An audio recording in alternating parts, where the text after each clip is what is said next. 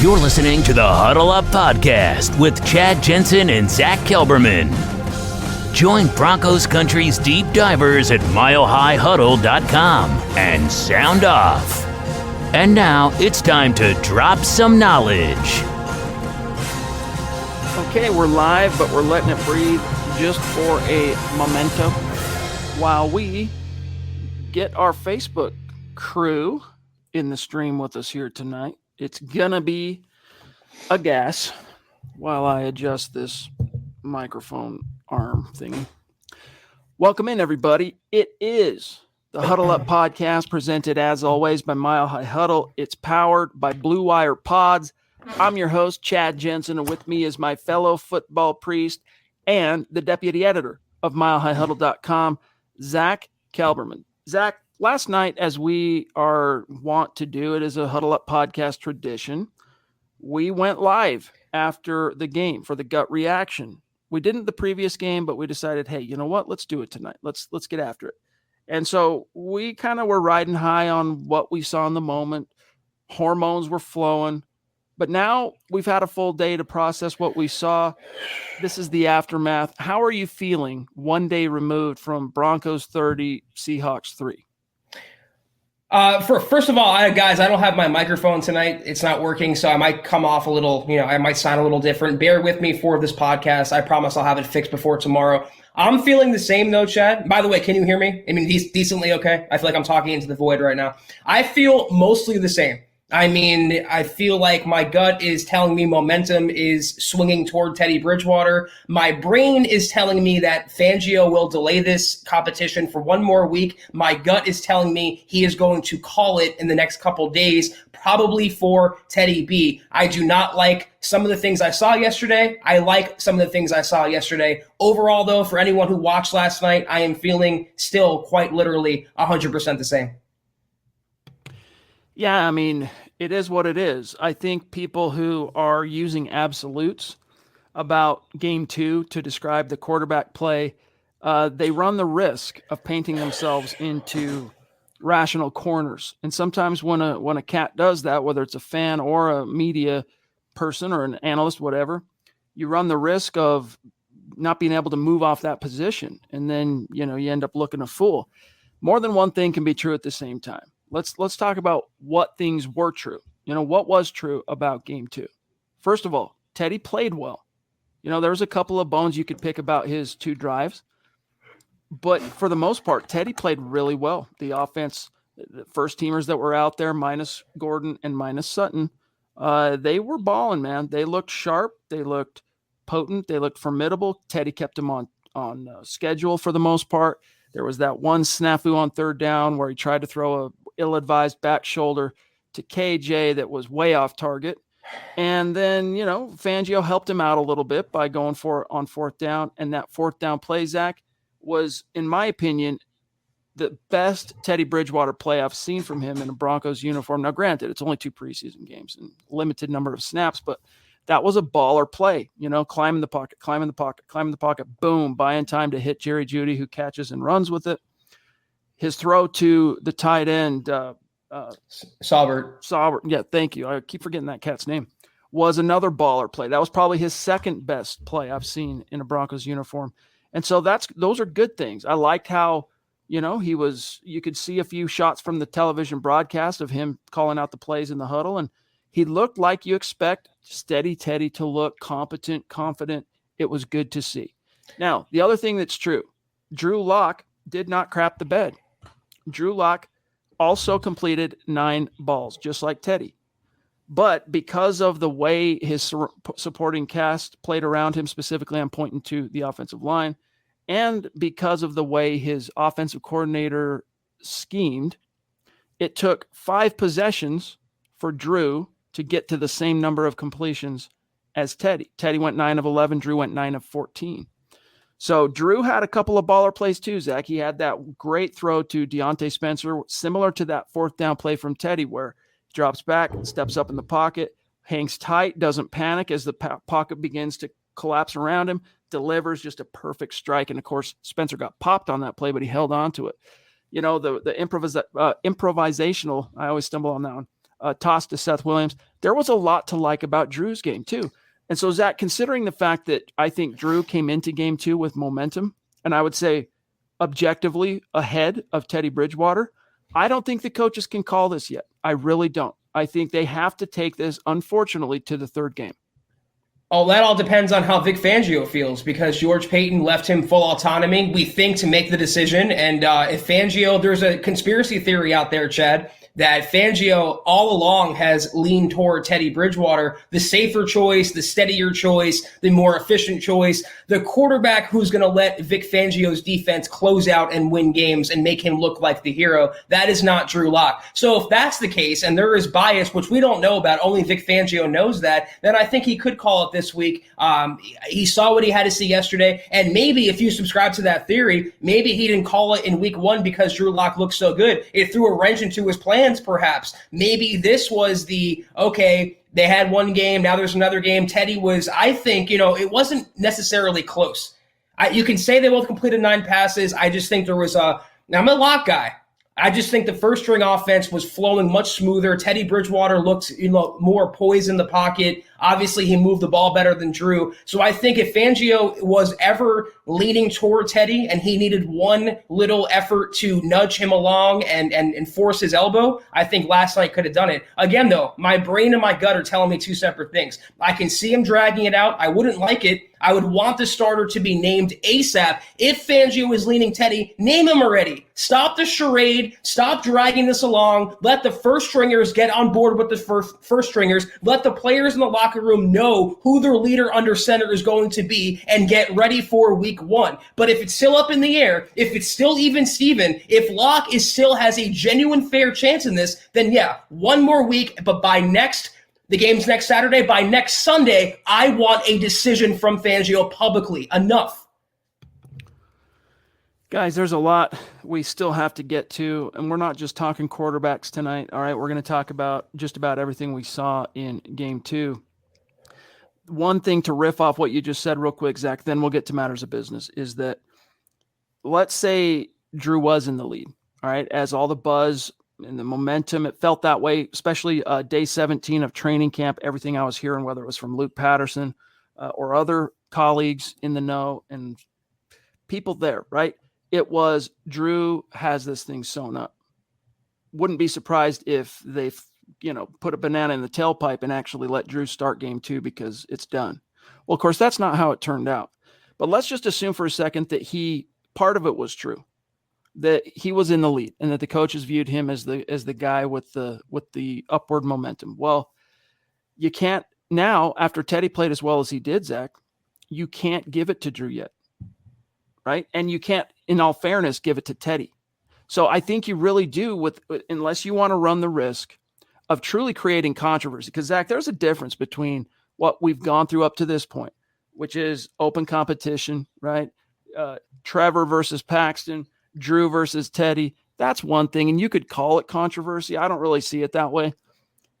There's a difference between that and true quarterback controversy. When something happens that actually upsets people, whether it's fans, media, whether it's players. And I think if Fangio were to make a call coming out of that game with all the information that we have that's on the table, now you risk actually creating that controversy and a potential distraction that you don't need.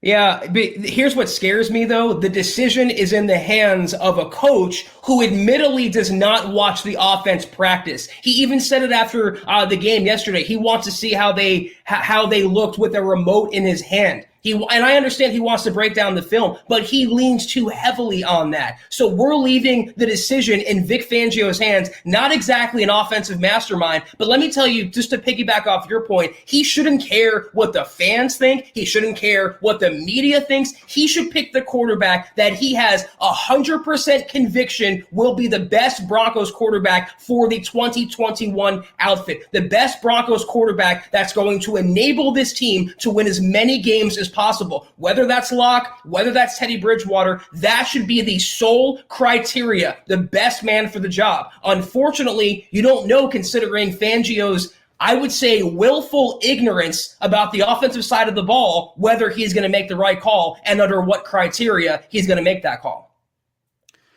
Guys, real quick, shout out to Tanner jumping in. Thank you for the super chat because, after all, you are a superstar. So appreciate you, bro. He says, just showing some support. Broncos for life, state of being. Appreciate that, my friend. And Tom, hang tight. We're going to get to you in just a moment. Okay, just hang tight for a second here. Zach, before we get further into our discussion tonight and start really checking on what's on everybody's mind in the chat, the superstars, the stars, the supporters on Facebook, we just got to update first and foremost where we stand with our goals really quick on Facebook. First off, we're moving the needle on the subscriptions. We appreciate all of you who have signed up to become supporters the last couple of weeks on Facebook. You're getting access to Kelberman's Corner today, which was a great conversation between Zach and Kim, the good, the bad, the ugly from Game 2. You're getting Broncos Book Club with yours truly every Saturday. You're getting the Trickle Zone with Eric every Saturday. So appreciate you guys. If you'd like to become a supporter, go to our Facebook page, facebook.com/milehighhuddle. You'll see the big blue button at the top. Click that. It's $5 a month. You get access to that content that no one else does. But Zach, we are now 55% to our goal of 500,000 stars on Facebook. When we reach that goal, we are going to raffle off a Von Miller jersey, and along with it is going to go a little special keepsake memento that is very MHH oriented. All right. And the people who are in the running for that raffle are only those who have supported and contributed to us hitting that goal.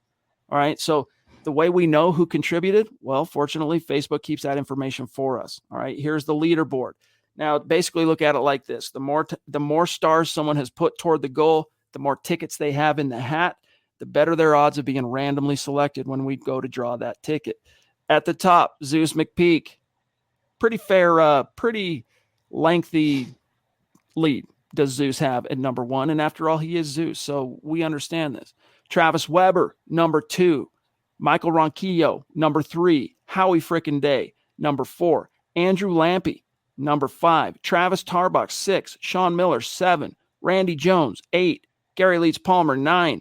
Andrew Baker, 10. Claude Riley, just out the top 10. Butch, Peter, Zebulon, Brian. Guys, you're just outside, but you can crack back in.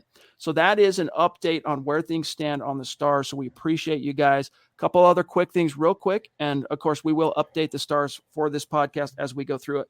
Make sure you're connected with us on social media, gang. This podcast and this channel, especially on YouTube and Facebook, continues to just grow exponentially. Connect with us on Twitter at HuddleUpPod and also at Mile High Huddle for those of you who are newer listeners. Also, check out the merch store, huddleuppod.com, and get your swag on. Get a T-shirt, get a hat, get a Let 'em Hate T-shirt like you see Zach rocking, or the dad hat.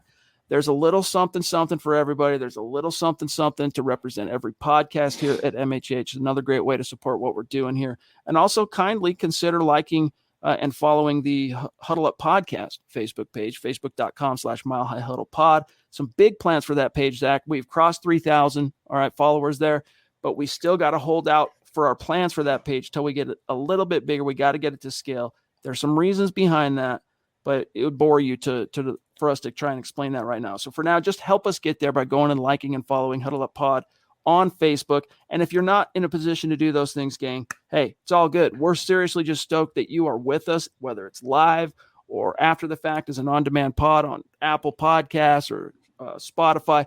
Just make sure you are subscribed wherever you enjoy the show. Kindly, especially if you're on YouTube or Facebook, like this video, guys. You have no idea how much that helps us.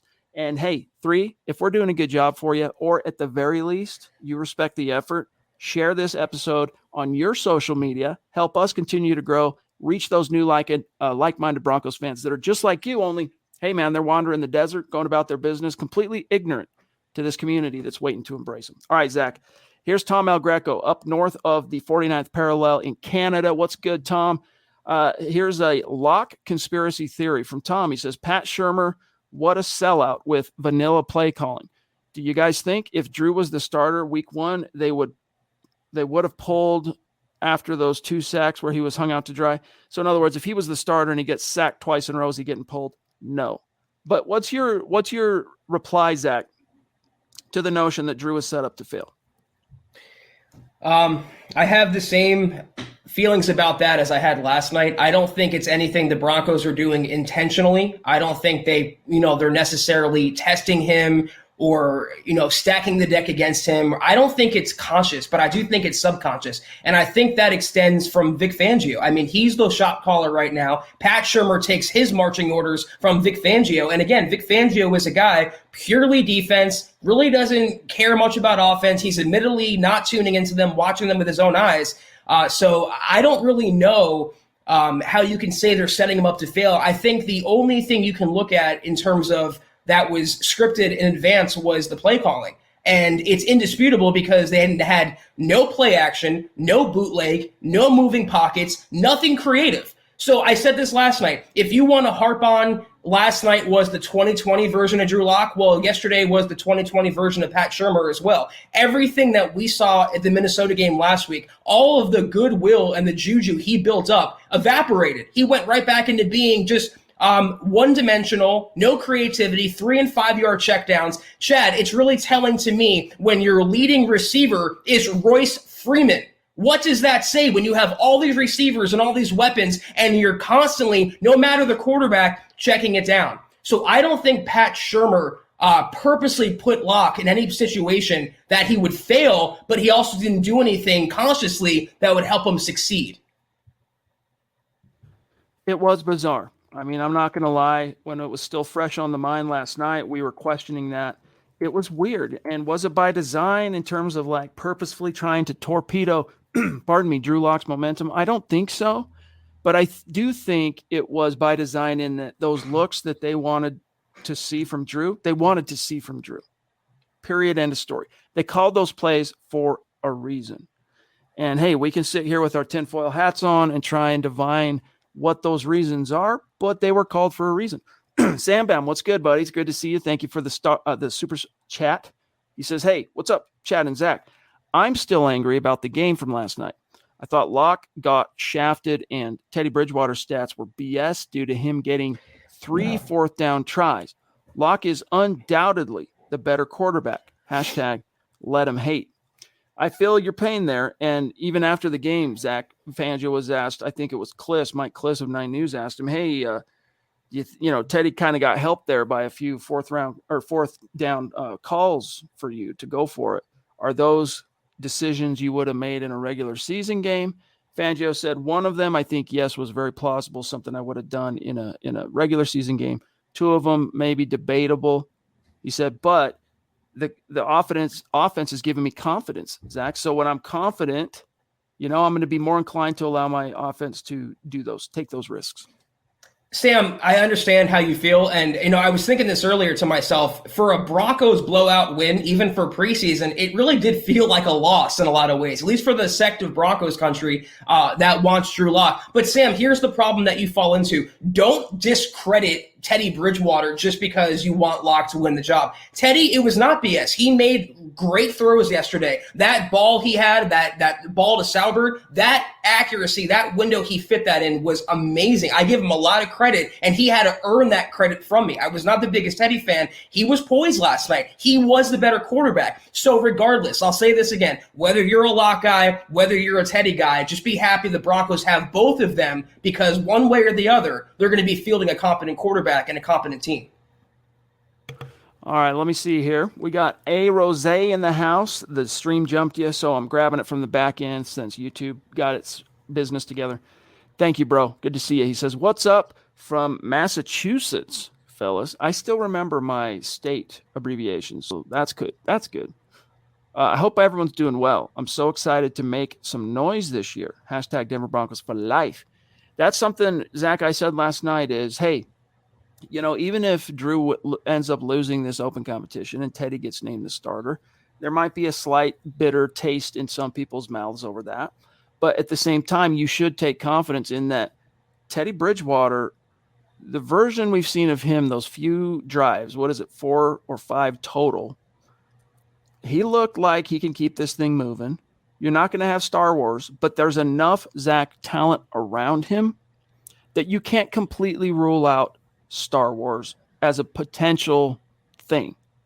Don't expect it, but you can't rule it out either. Just because Sutton, freaking Jerry Jeudy's going to break out this year, watch. Noah Fant, KJ Hamler. I mean, just that list of dudes right there. Then you throw in Melvin Gordon. You throw in Pookie Williams. I mean, come on now. I see a comment from D Brown that says I'm discrediting Teddy. I'm about to make a point that credits Teddy. I've been crediting him the entire podcast, D, so you're obviously a troll. Thanks for watching, though, as always. The good thing, though, if Teddy does get the starting job, Chad, who is the receiver with which he has the best rapport? That would be Jerry Jeudy. Who is the receiver that's going to open the season more than likely as the Broncos wide receiver 1? That is Jerry Jeudy. So there's a lot to like about a Teddy Bridgewater pioneered offense for the Broncos. It won't be the most exciting. It won't be the 2000 Rams, the 2007 Patriots, but it will be competent, hopefully mistake-free, efficient, and help the Broncos win football games if Teddy is the guy. Boise man, what's good, buddy? Good to see you as well. He says, what's up, fellas? Even a wild card season with Teddy doesn't save Vic and Pat's jobs. Peyton is too smart, George Peyton, to waste 1/3 of his contract on coaches that can't and won't develop a young quarterback. And then it cuts off, unfortunately. But what he says is a new QB equals new coaches. I disagree on that front, bro. They kept Vic for a reason. If he gets to the playoffs as a wild card, he's sticking around. I mean, you still have the issue of the quarterback.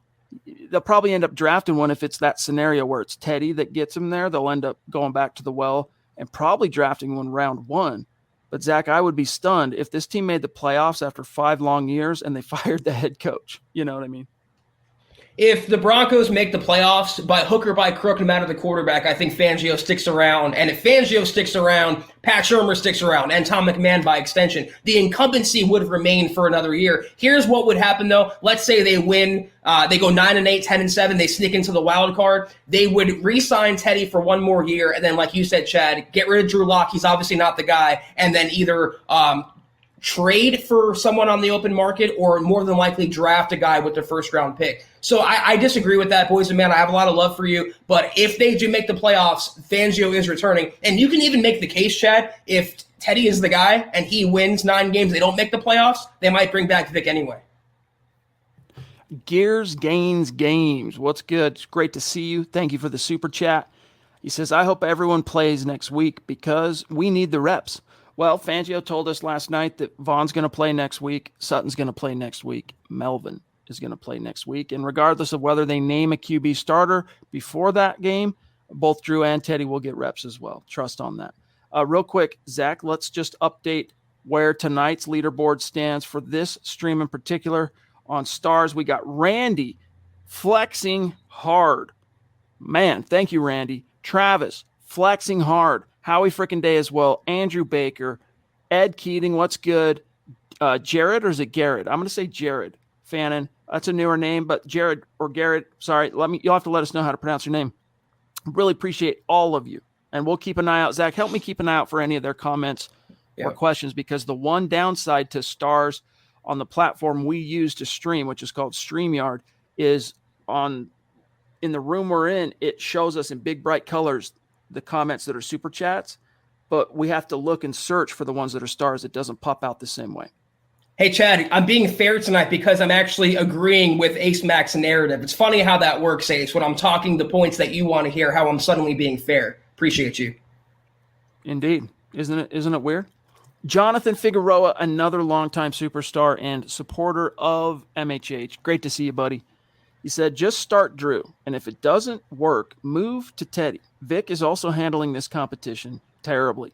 He only spoke positively about Teddy in post-game.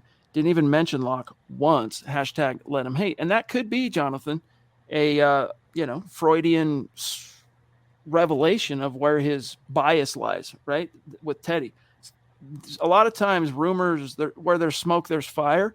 And it could be that Vic has been looking for a reason not to go with Teddy, right? Like he's planning on going with Teddy, and Drew would have to really sway him in order to move that needle. But at the same time, as I said last night, I think you are cutting off your nose to spite your face if you do not. It'd be one thing if Drew came into this competition, Zach, and from day one, you could tell Teddy was far and away above him. Then you do what you got to do.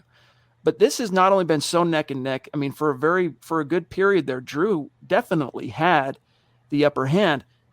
You are forsaking your long-term viability as a team and that potential that you have right now if you go with Teddy first, even if you feel like you won it fair and square, because here's the truth. You can always turn to Teddy. Teddy is a journeyman. He's been with 5 different teams since 2014. Most of those years he spent as a quarterback on the bench holding a clipboard. It's no big thing. It's not a chicken wing for Teddy Bridgewater, Zach, to come in off the bench. But if you make that fateful decision and Drew's the one that has to come off the bench and you tell him, hey, man, you're done as the starter, you just don't know. There's no way to know how that affects a young quarterback between the years. Yeah, I made that point last night. Exactly. You can do it with Teddy because he's used to that, and I feel like he landed in Denver under the assumption he more than likely would be the backup, and he was okay with that. The same, I don't think, can be done with Drew. I think that would destroy whatever confidence he's built up, whatever momentum he's built up through this offseason. I think that would just shatter him, and say what you want about that. The problem is, though, Chad, if you want the guy with the highest ceiling, that's Locke. But if the players want, if the players gravitate toward Teddy, how could you start Locke? And if you make the wrong move, you have to worry about how the players are going to react to that. You don't want a division. You don't want any sort of mutiny. You don't want any sort of sides being taken. Do you remember back in 2016, 2017? It was literally in the locker room, defense versus offense. It got that divisive because the defense was having to win every game because the Broncos weren't trotting out the right quarterback. So it's a rock and a hard place for Vic. I don't envy him, though, because he put himself in this position by extending this competition, by calling it even Steven, by not having a decision made after the first game or going into the second game, by being coy with the media when he thinks it's being strategic, and all it's doing is hurting his own team. Naj, what's good, bro? Another great supporter. Thank you for that generosity. He says, hey, brothers, Brian Baldinger on NFL Network said the Broncos have to consider the second-team O-line let Drew Lock down. I like Teddy a lot, but I feel we would have wasted 2 years if Lock doesn't start. We need to know if he can be the guy. We're speaking the same language, dude. If we were both reading the Bible right now and we put our finger on where we're at, we'd both be on the same page. So, look, you're preaching to the choir. I mean, how is that disputable? I seriously want someone in the comments. If you think the second string offensive line did not let Drew Lock down, please make your case in the comments. I would be glad to read it. How could you say that, though? How could you think that? You can have the worst case of LDS, but when the quarterback comes in the game and the first snap of the offensive line is letting pressure in the backfield in 2 seconds, when he's sacked twice in 4 snaps, that's the offensive line letting Drew Lock down, period. Travis Weber, appreciate all the stars, bro. You're a great supporter. Much love to you, man. He said, good evening, Chad and Zach and Broncos country. Here's my take. Yes, Teddy did play well, and that's good. But, of course, when you're out with the first string playing against second and third string, you should look great, just like Drew did against Minnesota. Give credit where credit is due. Locke still looks like he is showing progression despite the play of the second string O-line. I do totally agree we need a starter named sooner than later, whoever it is.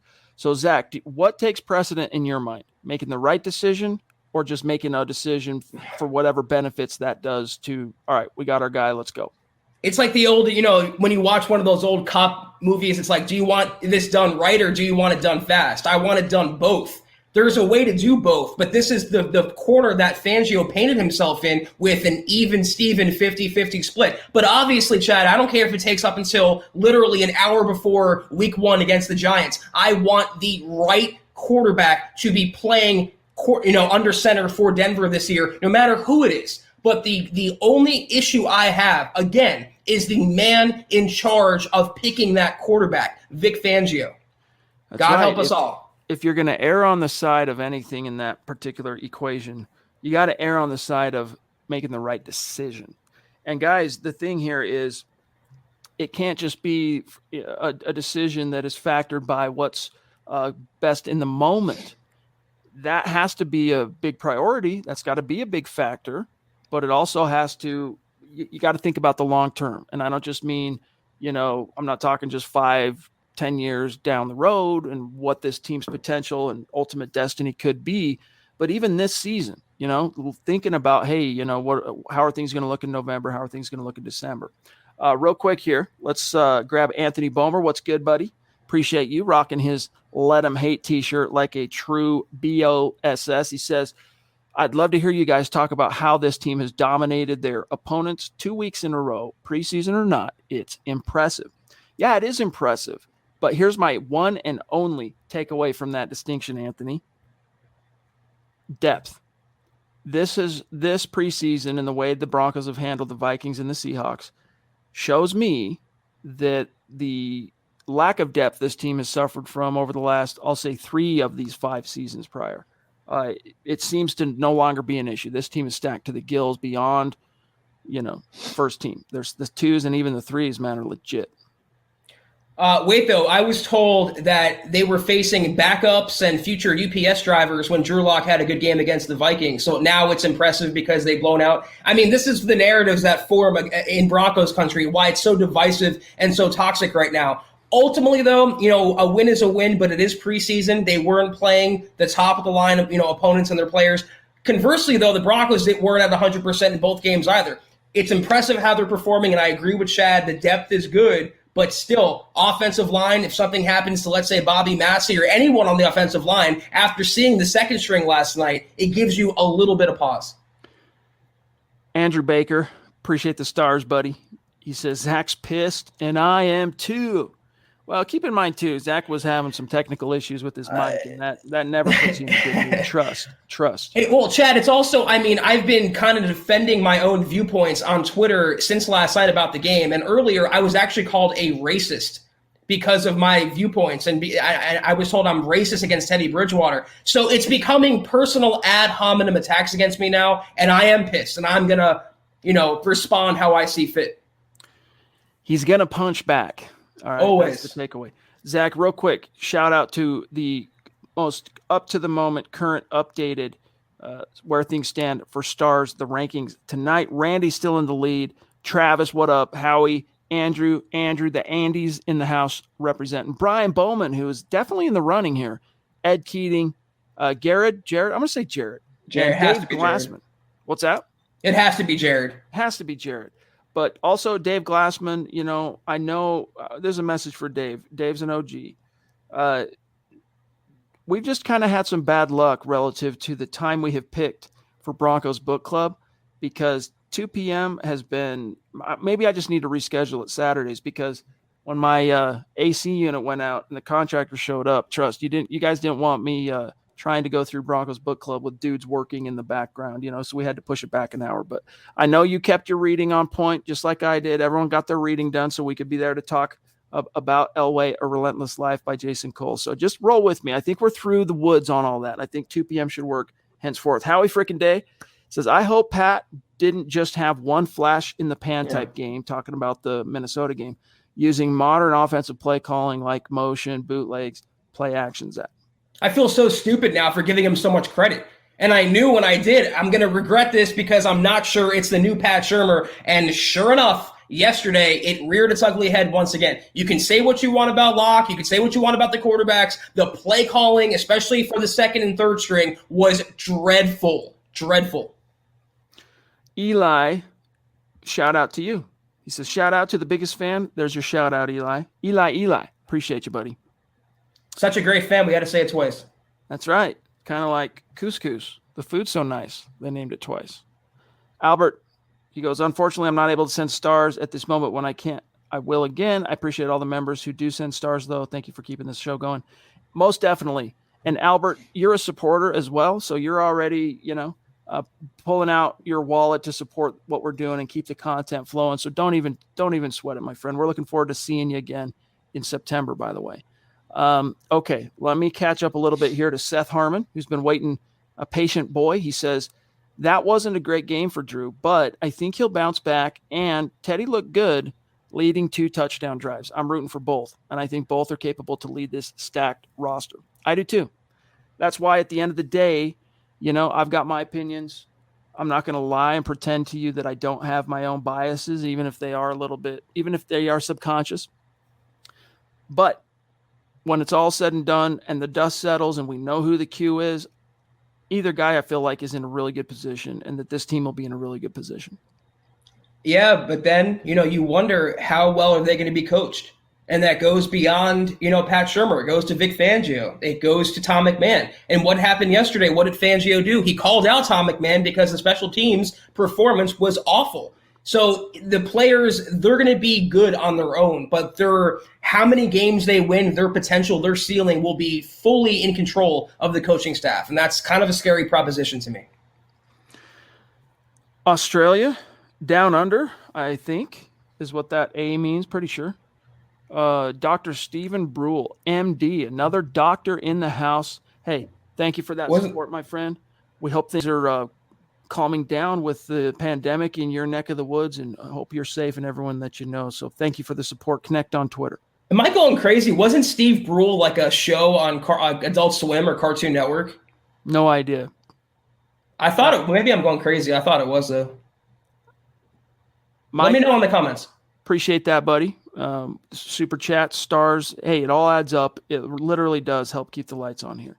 Ed Keating says, I agree with Zach. Fangio just needs to name a starter so they can get the reps with the ones. More proof Fangio shouldn't be a head coach and is very likely not going to be here next year. Could be, man. But here's the deal. If Fangio can't win with this roster, I know it's not Aaron Rodgers out there under center, regardless of which guy wins. But if Fangio can't cut the mustard with this roster, sorry, dude, hit the bricks. Not meant to be. Go back to being a defensive coordinator. Right. Couldn't cut it. Exactly. Some coaches are just cut out to be better assistants. And Fangio, this is the make or break year where he falls, as you like to say, Chad, in one of two buckets. He's either head coaching material or he's a career assistant. And by the way, it was an adult show character. John C. Reilly played Dr. Steve Brule. I'll always know him for Step Brothers, though. His best performance to me. Oh man, I guess I need to catch up on my cable adult cartoon stuff. Steve says the lock equals a franchise quarterback or great draft pick. Teddy equals average draft pick and a rookie quarterback, meaning for next year. I hope Peyton steps in and does what's best for the team rather than letting Vic do what's best for him. Interesting. That's interesting. Now, that's only going to be a point of contention, Zach, if they're not on the same page. But honestly, I do think they're talking about this. Even last night, Vic said, hey, we've been talking about it. We're going to continue to talk about it. And when he says we're going to talk about it, he's not just talking about Pat Shurmur and Mike Shula. He's talking about his freaking boss, George Payton. And I'm sure Elway, too, gets roped into some of those conversations, in all honesty. So, but I feel you. It's not what's best for Vic in the moment. It's what's best for the Broncos now and long term. Just my opinion, but I think George Payton is good either way because he kept Locke, the incumbent. He wants to see his upside. He also brought in a former, I would say pupil, in other words, and Teddy Bridgewater that previously he has familiarity with. And honestly, for George Payton, he's in a good situation. It's his honeymoon year. He's fine regardless. If it doesn't work out and they have another down season, he'll fire Fangio and hire his own head coach and bring in his own quarterback that he wants with a higher round draft pick more than likely. And if it does work out, he brought the Broncos back to the playoffs and got them back into relevancy. So I think George Payton is leaving this in Fangio's hands because either way for him, George Payton alone, it's a win-win.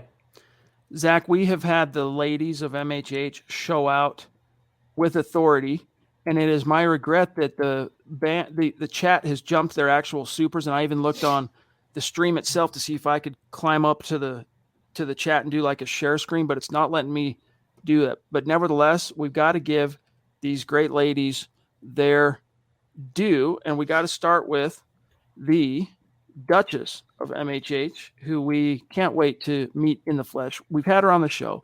We've had multiple conversations with her in person in that sense, but we're looking forward to meeting Michaela here in a little over a month. Yep. Appreciate you, my friend. She says, I think I'm done with the Broncos until the coaching staff is gone. They're terrible. This too shall pass. This too shall pass, Michaela. Trust me on that. This too shall pass. This is preseason. Right. And it feels like everything's riding and dying on every moment. But wait till we get to the regular season, regardless of who that decision is. Like, then things are going to actually, it doesn't matter. It's going to all be under the bridge, water under the bridge. Even if it's not Drew that starts, like if you're pulling for Drew, like, hey, this too shall pass. Yeah, Michaela, we all want the same thing. Whether you want Teddy or whether you want Drew, we all want the Broncos to win and be good this year. And I think they will be. Chad thinks they will be. Most of us think they will be. And they're still 2-0. I mean, and not just that, they've won convincingly. They're not winning these preseason games by a field goal or by the skin of their teeth. They're winning going away. So, Michaela, I 1,000,000,000% understand your angst. I understand your frustration. Let it play out a little longer and check back with us by midseason to see if you still feel the same way. Yep, and just remember, we're here to help you exercise those demons, right, as your football priest. So, hey, reach out anytime. We'll help you get your mind right on these issues. But yeah, life, is it better with or without the Broncos, regardless of what drama is going on? Every time I got to answer that question with, all right, even in the midst of a 5-year losing streak, basically, right? Another great MHH lady superstar. Wow. Thank you, Pobby. The princess. Pobby in the house. Thank you, Pobby. It's been a minute, Zach, since we've had Pobby in one of our streams, but we relish it every single time. We look forward to it. So hope you're doing well, my friend. Thank you for that generosity. She says, hey, guys, so excited for the season. We stand together as Broncos fans. No matter who the QB is, I'm still in the preseason W moments. Go Broncos. I'm not sure what that last win. Still in preseason win modes. Yeah. Hey, and here's the thing, guys. When your team's winning, it's like Zach said last night. All you can do is go to war with the opponent on your schedule today. Right. You got to tackle that obstacle, whatever it is, today. And so far, the two obstacles the Broncos have been faced with, yes, in exhibition games that don't count, but they do matter. Man, they've trucked their opponents, trucked them. And look at how they're doing that. They're scoring points on offense. They're not hoping the special teams bust one or the defense runs an interception back as Pat Surtain did in week 1. They're actually getting into the end zone. And yesterday, I made this point on last night's pod. I made the point on Twitter. I made the point on KK today. The touchdown that the KJ Hamler caught from Teddy Bridgewater. When is the last time you guys said that was too easy for the Broncos? I said that last night. I'm sure you said that, Chad. I'm sure a lot of people said that. So that is a positive. They're moving the ball no matter what quarterback it is. They're scoring points, and they're winning going away. Let's hope it translates to week 1. Dave Griffin, thank you for that super chat, my friend. Connect on Twitter. He says, I'm a little late, but do the 2 fumbles worry you? Zach?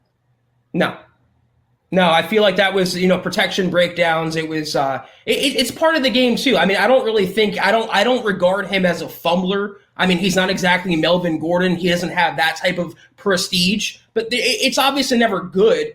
But it's a preseason game. This is when those mistakes should happen. And yes, guys, I'd be saying the same exact thing if it was Teddy Bridgewater fumbling. This is when it should happen, when the games technically don't count. One of our longtime superstars, DK, a.k.a. David Kilgore, in the house. Thanks, brother. Good to see you. Still rocking his football priest hat and his MHH mask. Really appreciate that. He says, if Teddy wins the job, does that put the nail in the coffin for Locke? Proving basically that he can't win the job and will be replaced. In Denver. Yeah, I mean, it doesn't pretty much, unless you get some kind of a fairy tale turnaround where Teddy sucks and so he gets benched or gets hurt, Teddy, and then Drew goes in and knocks it out of the park. But yeah, I mean, that's why, again, the decision here, you got to make it with kid gloves. And it's got to be the right one. And again, I don't really care about, I obviously want the decision to be made ASAP, but I want the right guy to be under center. So that's my take on it. Lucas, thank you for that. Lucas Estrella, appreciate the super. He says, hey, gang, I'll be in week 1. What will be the depth chart per position? I got my PS2 jersey. Extremely excited for this year. And then he's got the lock emoji. That's cool, Lucas. Per position? Per position. I mean, we'd be here for a while, dog. But, I mean, let's say. Well, some of them are obvious, you know. Let's just take one, for example. What's the corner going to be? What's the corner depth chart going to look like? Well, I want to touch on, I'm glad we brought that up. We got some questions about Michael Ojemudia, Chad. I had a report on MHH.com about his status. It looked bad last night when he went down. He was limping off. He wasn't putting much weight on his leg, and he actually had a leg injury earlier in training camp. According to Vic Fangio, it's not an ACL injury, so no ACL tear. It doesn't sound like a season-ending injury, but it does sound like a multi-week injury for Michael Ojemudia. So that being the case, you have the big 3 or 4 set in stone. You have Darby, Callahan, Fuller, and Pat Surtain. After that, though, it's a crapshoot. I think Parnell Motley right now with Ojemudia out has the upper hand. Aseng Bassi still on PUP. Kerry Vincent, according to Vic Fangio, has a ways to go. So a guy like Parnell Motley, Nate Hairston, they're going to be battling for those final 2 cornerback spots if they do keep 5 on the roster, or 6 on the roster. Yes, indeed. And there's also Savion Smith, who I think is a goner. Eric Trickle mentioned both Savion Smith and Nate Hairston as probably the first 2 or the next 2 corners to be handed their walking papers when they have to make cuts on Tuesday. So look for that. Here's an update on today's Stars rankings. Randy still comfortably in the lead. Shout out, Randy. Travis, Howie Frickin' Day, Andrew Lampy, Andrew Baker, Brian Bowman, James Grossman jumping in. What's good, James? Ed Keating, Jared, Dave Glassman. Much love to you guys. Thank you so much. Keep it going. We're going to get to that goal before you know. And guess what? When the time comes for the reveal, just so you guys can see, we'll have the tickets in a hat. It will be filmed.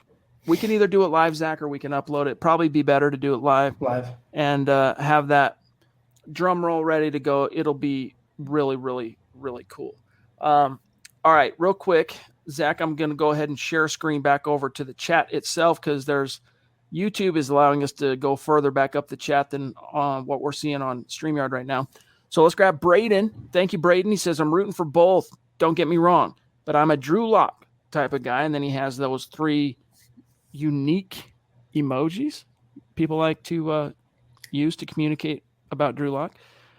Zach, then Jeff, longtime listener, longtime superstar, always supportive of the show. He says, Teddy is better in the pocket. Drew is better in play action. Can't we mix them in together? Ha ha. Running game looks good. Denver Broncos for life. Yeah, Zach, if you could Voltron these 2 Qs together, you'd have, Patrick Mahomes. But, we live in the real world here, not La La Land. Yeah, c'est la vie. The thing is, though, Teddy Bridgewater had a pocket. Drew Lock did not have a pocket.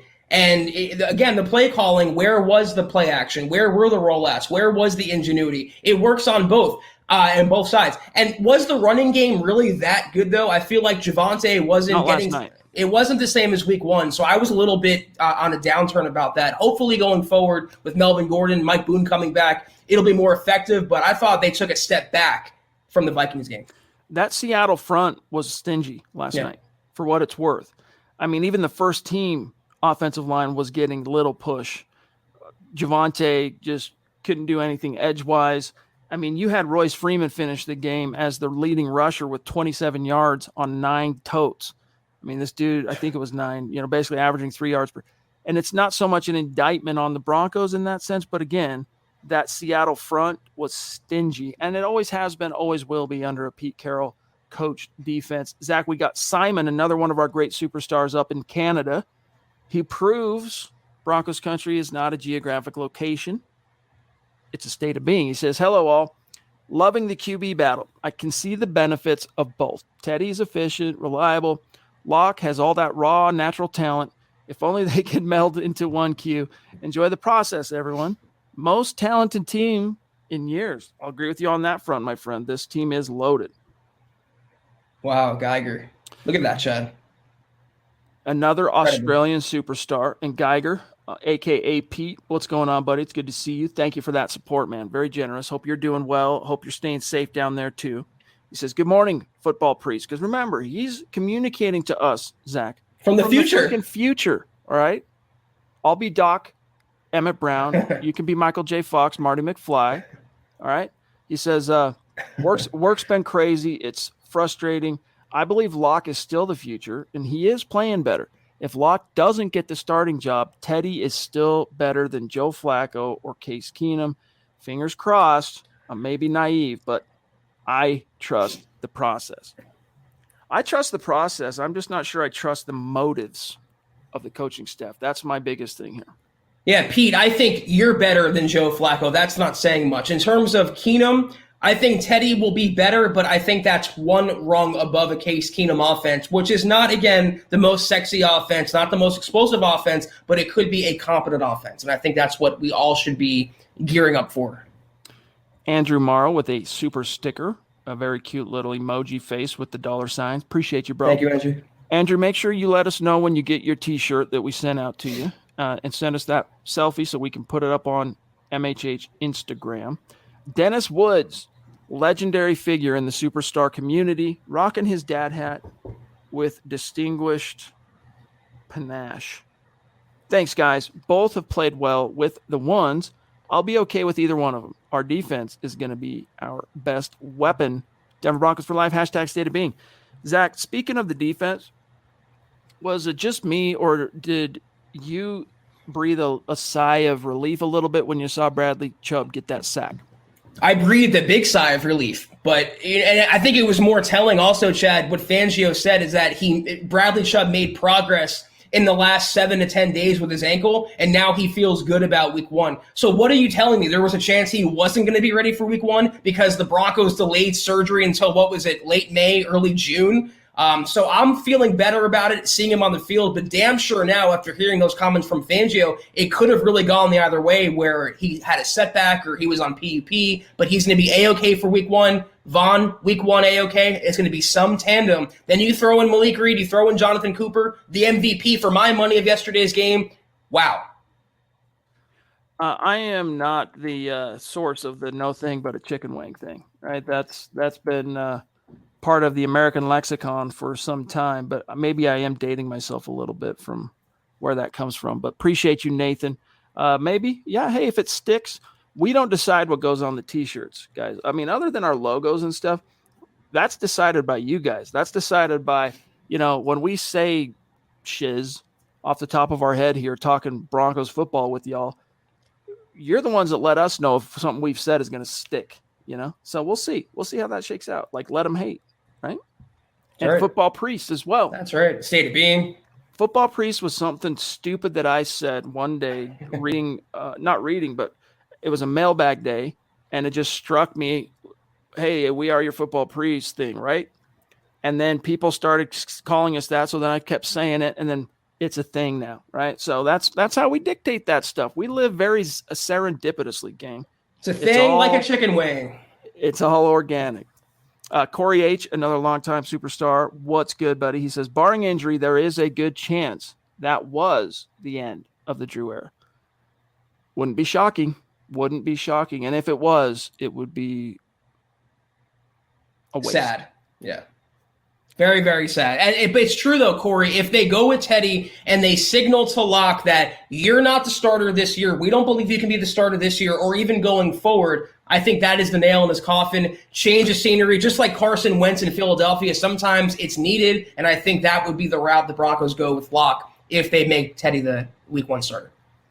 R. Severo 11, what's going on? Thank you for that very generous super chat. Connect on Twitter. We like to stay in touch with our super chat superstars. Thank you. And our supporters by tagging you after each and every podcast on Twitter. So he says, Teddy will never be elite. He is at best a safekeeping in case your starter gets hurt. Locke, however, is young, can improve, although I question his maturity under pressure. Locke will start this season, and then Rodgers in 2022. We'll see, buddy. We'll see on that Rodgers thing. I mean, that's like candy and nuts, right? That whole thing. It ain't even Christmas, so why worry about it with Aaron Rodgers? But your points about Drew, I'm there with you, my friend. I'm there with you, and that's why I'm saying you can always go to Teddy, and you're not upsetting any apple cart, and you're not honestly taking a risk. But if you do it the other way around, you are risking quite a lot, including, Zach, the mountain of investment you have in Drew. And I'm not just talking the draft pick. I say it all the time. I'm talking about the blood, sweat, tears, the sacrifices you've gone through so that he could learn on the job, all the coaching, all that. You risk that having been for NAUGHT. That's right. And the thing about Rodgers, he'll be an option. I think he's going to have a last dance with Green Bay and look for a new team next year. But I think George Paton would be more inclined to find his next franchise quarterback through the draft. It seems like once every, now and then he'll take a first-round quarterback in Minnesota. He was there for Christian Ponder and Teddy Bridgewater. They were spaced apart a little bit. I think it's come time now in George Paton's his modus operandi, Chad, to finally get a first-round quarterback. So I wouldn't hang your hopes on AR-12 coming here next offseason. If it doesn't work out with the quarterbacks they have now, I would look for a first-round rookie to be in the fold. Jared, I think it's Jared, bro. Fangio, in my opinion, isn't a great head coach. His game management and his one side of the ball mentality, if you're the head coach, you need to be involved in everything, especially if you have a QB competition. I think more than anything, guys, there's truth to that. Yes, we've criticized Vic for feeling like, do we really have to wait till you've checked the film for you to offer up any kind of wisdom, analysis, opinion on what the offense did, whether it's practice today or a game? Because he didn't watch him. But at the same time, he's a thorough cat. That's true about Vic Fangio. And so he's not prone to hype. He's very careful about what he says. So I think that's just who he is, take it or leave it, for better or for worse. So far, it's been for worse. Yeah. I don't know that thorough, though, we should be praising him. He's an NFL head coach, Chad. There's 32 of these jobs on planet Earth out of billions of people. I think thorough should be just a prerequisite to having that job. I'm in more so agreement. I'm still willing to give him, obviously, 2021, but he has to show me that he can manage the entire team, not just defense. And even to that extent, how many times did the defense let Vic Fangio down, blow it in crunch time? So he has as much to prove as any quarterback taking the field this year or any player. He is under the gun for sure. All right, we are running out of time. We got about 5-10 minutes tops, so we got to get to everyone. Make sure we do tonight. Jonathan with another super chat. Appreciate you, JF. He says, you give Locke the starters last night, and I honestly believe he would have given us a showing just like the Vikings game. Second team O-line didn't kill Teddy last week, and that's why he looked good with him. That's something I pointed out on the show last night, Zach, in the gut reaction, and today as I made a video to kind of go cover what happened amongst the Qs last night. I mentioned that, it's like, hey, on one hand, you go, look, both Drew and Teddy look good with the ones. Cool. Check that box.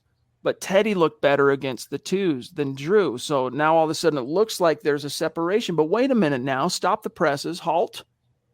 The O-line did not completely crumble when Teddy was under center. Right. And so, again, I think Carl said it best. In his 5 takeaways article on milehighhuddle.com last night, guys, go give that a read. Carl Dummler of Building the Broncos. That coming out of game 2, the quarterback situation, Zach, clear as mud. Yeah, pretty much. Jonathan, I understand what you're trying to say, but to me, this is how my view, Chad, tell me if you disagree. I don't think they were playing up to the same level as they did against Minnesota all the way around. I didn't see it yesterday. It was a lot more like the 2020 Broncos from the coaching, the play calling, the offensive line, the quarterbacking at some moments. So I don't really know whether you can flip it and still have the same success. It seemed like the team was just a couple notches down from what we saw in week 1. Andrew Lampy says, didn't get a chance to watch the game yet. What's going on with that, my dog? Just kidding. I'm sure you had things cooking and probably had a limited access, would be my guess. Did we stay healthy? Yes, with the exception of Michael O.J. Mudia injuring his knee. Doesn't appear to be too serious, but he's going to miss some time. Fangio said too serious, so it sounds like a multi-week injury for Michael Ojemudia. And Andrew, consider yourself blessed if you're an out-of-town viewer that you didn't have to suffer through that Seahawks broadcast. I'm going to say it again. Wow, my ears are still bleeding from that mess.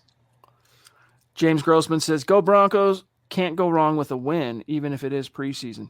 I feel you on that, but like Zach said, there was just something unsatisfying about last night's game. I mean, a dominant win in the preseason. Normally you got a little pep to your step the next day, but it just didn't feel that way. I think because there were no 80-yard touchdown passes, there were no pick sixes. Again, that's the new what we thought was the new Broncos versus the old Broncos who weren't making those plays. So yeah, it seemed like there's a big wet blanket hanging over this victory. I maintain, though, guys, just like I said last night, this was not a bad game for Drew Lock. Drew Lock did not perform poorly. And yet that's kind of how he's being portrayed by some of our colleagues and competitors in the press and a lot of fans. It's like, no, Drew did not suck it up. Was he as sharp and as good as he was the last week? No. Was he as sharp and as good as Teddy was with the twos last week? No.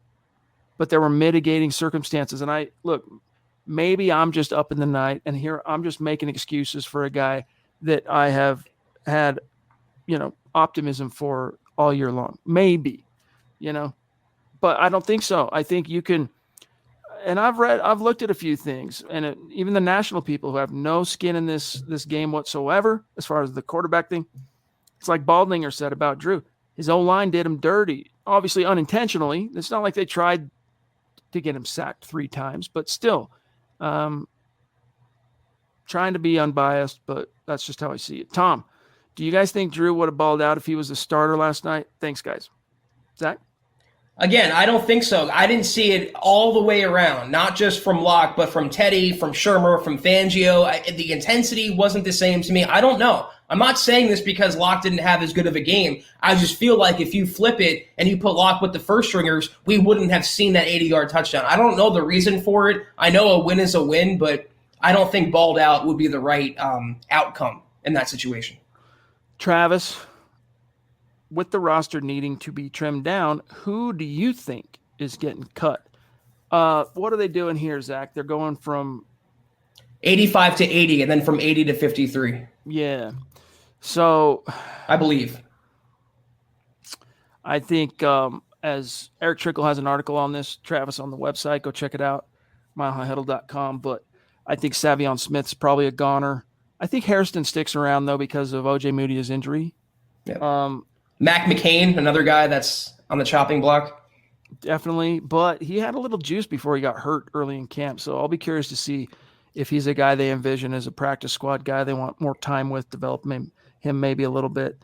Derek Tuska, sorry, man, Ooh. like 7th-round pick from last year, but you always hate moving on from a draft pick, whether it's a 7th rounder or not, but I have not seen one thing from that guy now in his 2 summers as a Bronco to make me go, yeah, he belongs in Denver, let alone in the NFL, let alone in Denver. Yeah, they're going to probably cut like the positions where they have the most fat to trim. That's like inside linebacker, Robinson. Isn't that one of the linebackers? They have a very Curtis Robinson. Isn't that the linebacker? I believe. Someone like that, or maybe a receiver, maybe an offensive lineman, someone like Quinn Bailey, perhaps, or who I was thinking of. I had a name in my mind that I can't remember now, but I feel like the players that you named, Chad. Oh, Tyree Cleveland. That's my Tuska for you. I feel like even now Deontay Spencer is getting involved in offense. Obviously, Trinity Benson, to me, is a lock to make it. I'm moving on from Tyree Cleveland. He offers nothing, in my opinion. Could it be Teddy Two Gloves himself in the chat? I'm just kidding. But Teddy, whoever you are, says should have drafted Mac 10. Yo, would he have come with Ice Cube as well? Just curious. Locke still isn't that guy, and Bridgewater only gets you so far. For what it's worth, I was never stoked on Mac Jones. I think, you know what, who knows? Maybe he's a guy like Tom Brady who no one saw coming and goes on to be a superstar. But I see him following more of an A.J. McCarron path in the league than I do Brady. I see Andy Dalton. A good but never really great starter. And he only looks good because he's competing against Cam Newton. A lot of quarterbacks would look good against 2021 Cam Newton, who has nothing left. He is shot as a passer. The only upside he offers is as a runner. And I think the Patriots, after using a first on Mac Jones, they feel a little compelled to build him up and make him look better than he really is. Mike Postle says, LOL, yeah, a few series with no first-teamers, and now it's the end of Drew. I feel you. Trevor, don't know if you guys addressed this, but Chad, if they go with Teddy, is Drew done in Denver? We did address that. In many ways, probably yes, but you never know. He could get a fairy tale ending. Doubtful, though. Gears, gains, and games again. Michael O had dropped a pick 6 too. True. Defense is locked down. Yes, indeed. Yeah, and I think it was Chad Brown that said, hey, there's a reason why corners play corner instead of wideout because they can't catch. And that was a problem last year. Remember the Pittsburgh game? He kept dropping interceptions, but he had 2 solo tackles. He had 2 pass breakups before he got hurt. It wasn't the worst game for Michael O, admittedly. All right, Zach, I'm just checking to see here. Naj in the house. We cannot miss out on Naj. Thank you, buddy. Thank you, Naj. He says, the Broncos brass got what they wanted. They brought in competition, and it worked. I agree. If nothing else, the competition elevated Drew's game. This is the best Locke has looked. Fangio has always been so disconnected from the offense. It's frustrating. Exactly. He'll botch this. I say this, playfully, but bite your tongue. Let's hope he doesn't botch it. But it's hard to have a lot of faith in Fangio other than calling a defense on Sundays. I mean, honestly, we're just going off the resume now, not anything else. 2 losing seasons, slapdashery at multiple levels of analysis. Hopefully this is one thing he gets right. And even calling plays on defense. Let's check into the season finale last year. Who lost that game for the Broncos? It wasn't Locke. It wasn't the offense. That was the defense and Fangio's time mismanagement. So, yeah, I'm not quite there yet that I will predict he'll botch it, but I am certainly worried that he could botch it. Andrew Baker says, calling for an acid hippo on the YouTube gang. We all need a relaxing trip. Our Broncos will do good this year. # don't worry, be happy. Yeah, thanks for that, bro. All right, real quick here. If you would grab this, Zach, yep. And then I'm going to do the update for the Facebook tonight on Stars, and then we'll bounce. I think we missed a super from Dennis. We did? I think. I don't know. I think he sent 2, so I want to be fair. Well, I'll circle back on that. I'll grab Mike right now. Mike Postel jumping in. We appreciate you, Mike. Mike says the cult of Drew Lock hatred crew went from silent for a week to magically all coming out of the woodwork last night and today. It's so funny, Mike, that you said that. I believe it was last Sunday, so a day after the Vikings game. I tweeted, quote, "The sound of silence is deafening." Because that's exactly what happened. You weren't hearing a chirp about Drew Lock. And now, once they get the ammo, the anti-Lock crowd, the LDS-afflicted crowd, once they have something they can use to further their narrative or weaponize their argument against yours, they will do that. Even though the numbers and the stats indicate that Locke and Bridgewater completed, as you pointed out, Chad, the same number of passes. But you would never know that, Mike, by listening to that sect of the fan base. They would make it seem like Teddy Bridgewater threw for 500 yards and 6 touchdowns, and Locke threw Nathan Peterman level 5 pick sixes. That's just the way it works. And that's why social media, Mike, if you've seen those things happen there, that is why it is so toxic. Well said. And also, guys, thank you, Dennis, for the reminder. If we miss you, we want to try and be notified of that before the stream ends. And so let's grab Dennis. And in going back like that, I realized we missed one from Chris P. And then it also reminded me we missed one from Dale Rudd last night. So I'm going to grab that one at the end here. But Dennis, I've been watching this pod for over a year. There's no way I could imagine Zach being racist. That's just insane. Hang in there, friend. Dude, don't trip. It's just ad hominem happens when you are a public figure of any sort. I think everyone knows that there's nothing to that.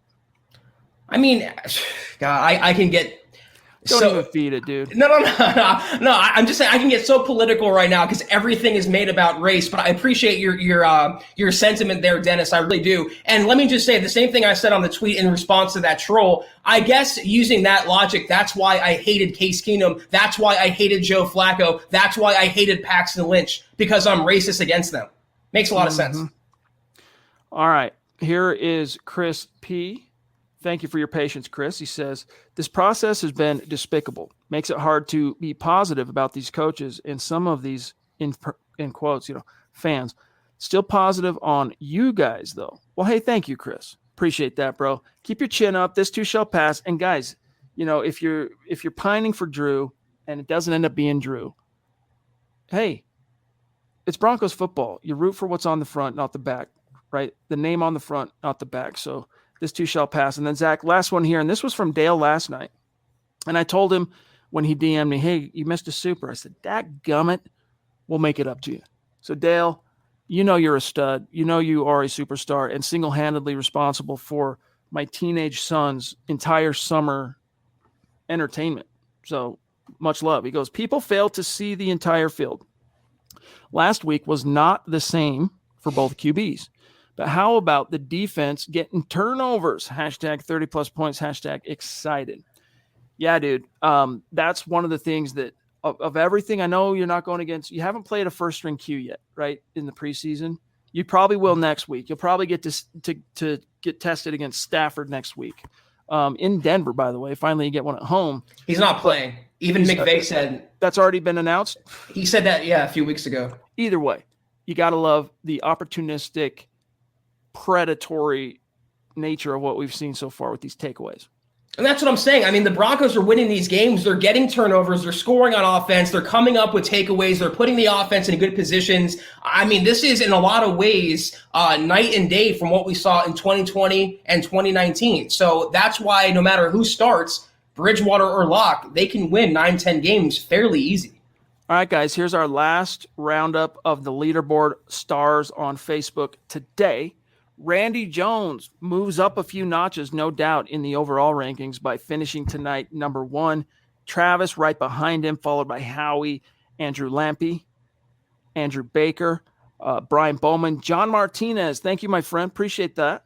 James Grossman, Brad Murdoch, Eddie Keating. Oh, and I have to go off screen real quick to turn this on. Hold on one second. I gotta make sure we don't miss anybody. Yep, I did. Hold on. Let me go back real quick.